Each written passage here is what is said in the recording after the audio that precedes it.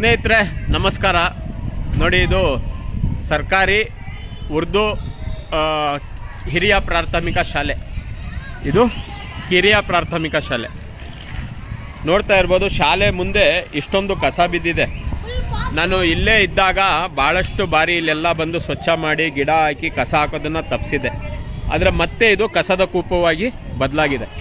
ಮಕ್ಕಳಲ್ಲಿ ಕೇಳೋಣ, ಏನ್ರೋ ಕ್ಲೀನ್ ಆಗಬೇಕಾ? ನಿಮಗೆ ಕೂರಕ್ಕಾಗ್ತಾ ಇಲ್ಲ. ನೋಡ್ತಾ ಇರ್ಬೋದು, ಈ ರೀತಿ ಕಸ ಇದ್ದರೆ ಶಾಲೆಯಲ್ಲಿ ವಿದ್ಯಾಭ್ಯಾಸ ಹೆಂಗೆ ಪಡೀತಾರೆ? ವಿಡಿಯೋದಲ್ಲಿ ಇದನ್ನೆಲ್ಲ ತೋರಿಸಿ ನಾನು ಹೇಳೋಕ್ಕೆ ತುಂಬಾ ಬೇಜಾರಾಗುತ್ತೆ.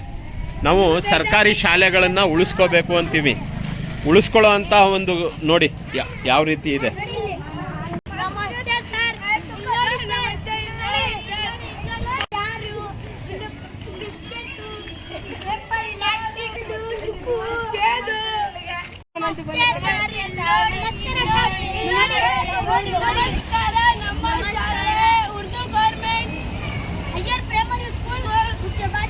ನೋಡಿ, ಮಕ್ಕಳನ್ನ ನಿಲ್ಲಿಸಿ ಯಾಕೆ ವಿಡಿಯೋ ಮಾಡ್ತಾ ಇದ್ದೀನಿ ಅಂದರೆ, ಇವರ ಒಂದು ಶಾಲೆ ಏನಿದೆ ವಾತಾವರಣ ನೋಡ್ತಾ ಇರ್ಬೋದು. ಶಾಲೆ ಮುಂಭಾಗ ಕಸ ಇದೆ.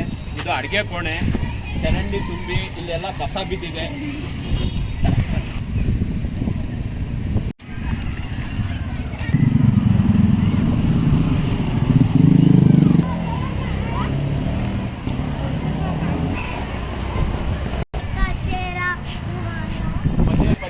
ಪದೇ ಇಲ್ಲಿ ಭಾಳಷ್ಟು ಬಾರಿ ಬಂದು ನಾನು ಕ್ಲೀನ್ ಮಾಡಿ ಶಾಲೆಯ ಸುತ್ತಮುತ್ತ ವಾತಾವರಣನ ಸ್ವಚ್ಛವಾಗಿ ಇಟ್ಕೋಬೇಕು ಅನ್ನೋ ಕಾರಣದಿಂದ ಮಾಡಿದ್ದೀನಿ. ಇಲ್ಲಿ ಬಂದಿದೆ ನೋಡಿ, ಅನ್ನ ಗಲೀಜು ಎಲ್ಲ ಹಾಕ್ತಾರೆ, ದುರ್ವಾಸನೆ. ಮಕ್ಕಳು ವಿದ್ಯಾಭ್ಯಾಸ ಕಲಿಬೇಕಾದ್ರೆ ಶಾಲೆಯ ಸ್ವಚ್ಛತೆಯು ಭಾಳ ಮುಖ್ಯವಾಗುತ್ತೆ. ಶಾಲೆಯ ಸುತ್ತಮುತ್ತಲಿನ ಪರಿಸರ ಈ ರೀತಿ ಗಲೀಜಾಗಿರೋದು ನೋಡಿ ನಮಗೂ ತುಂಬ ಬೇಸರ ಆಗುತ್ತೆ. ನಾನು ಇಲ್ಲಿ ಮತ್ತೆ ಮೋರಿನೂ ಕೂಡ ಎತ್ತಿ ಹಾಕಿದ್ದಾರೆ, ಮತ್ತೆ ಕ್ಲೀನ್ ಮಾಡಿಲ್ಲ. ಸಂಬಂಧಪಟ್ಟಂತಹ ಒಂದು ಅಧಿಕಾರಿಗಳಿಗೆ ನಾನು ಕೇಳ್ಕೊತಾ ಇರೋದೇನು ಅಂದರೆ, ಈ ಮುಂದಿನ ಪೀಳಿಗೆ ಇವರಿಗೆ ನಾವು ಸಮಾಜದ ಜವಾಬ್ದಾರಿ, ಸಮಾಜದ ಕಳಕಳಿ, ಸಮಾಜದ ಒಂದು ಪರಿಸರದ ಆಸಕ್ತಿ, ಈ ಒಂದು ಇದನ್ನ ಬೆಳೆಸಲಿಲ್ಲ ಅಂದರೆ ಇವರ ಮುಂದಿನ ಭವಿಷ್ಯ ಇದೇ ರೀತಿ ಕಸದಲ್ಲೇ ಕಳೀತದೆ ಹೊರತು ಸುಧಾರಣೆ ಆಗೋದಿಲ್ಲ. ಇಲ್ಲಿ ಬಹಳ ದುರ್ವಾಸನೆ ಉಂಟು. ಮಕ್ಕಳು ವಿದ್ಯಾಭ್ಯಾಸ ಕಲಿಯೋಕ್ಕೂ ಇಲ್ಲಿ ತೊಂದರೆ ಆಗ್ತಾ ಇದೆ. ದಯವಿಟ್ಟು ಇದನ್ನ ಆದಷ್ಟು ಬೇಗ ಸ್ವಚ್ಛತೆ ಮಾಡಿ ಮತ್ತೆ ಚರಂಡಿಯ ವ್ಯವಸ್ಥೆನ ಸರಿ ಮಾಡ್ಕೊಡ್ಬೇಕಾಗಿ ಹೇಳ್ರು. ಮಾಡ್ಕೊಡಿ ಕಣ,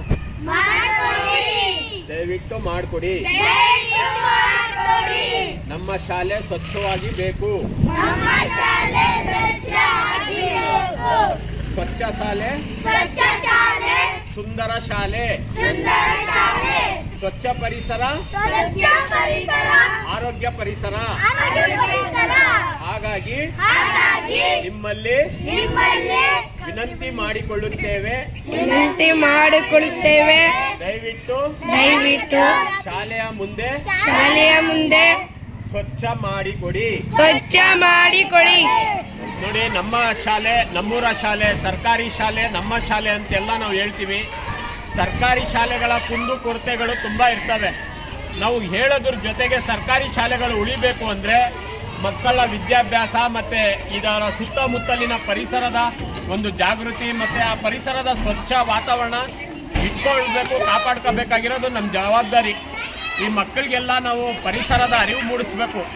ಈಗ ನಾವು ಪರಿಸರ ಕಾಪಾಡಿ, ಪರಿಸರ ಸಂರಕ್ಷಣೆ ನಮ್ಮೆಲ್ಲರ ಹೊಣೆ ಅನ್ನೋವಂಥ ಘೋಷವಾಕ್ಯಗಳನ್ನು ಹೇಳ್ತೀವಿ, ಕೂಗ್ತೀವಿ.